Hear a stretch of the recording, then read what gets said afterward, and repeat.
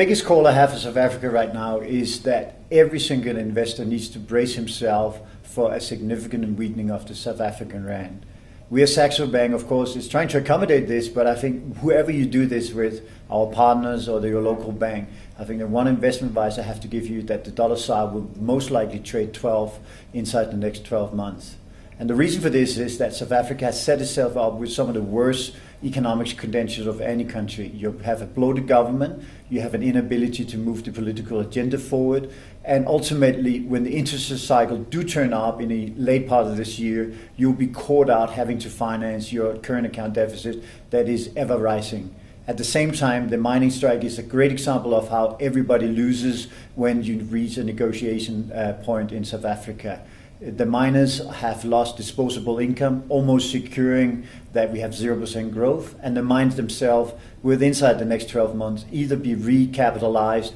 or they will need to go through a huge rationalization program. So let me say this, you have a couple of months to start the account and get overseas, but I think you need to be patriotic, thinking that dollar SAR goes weaker, I will take my money out, but I'll be more than willing to put it back in. And I will join you, I promise you, as we go into 2015. Because Africa remains to me one of the greatest micro stories in the world, but it is also by far the worst macro story I see in my visit to 35 countries worldwide.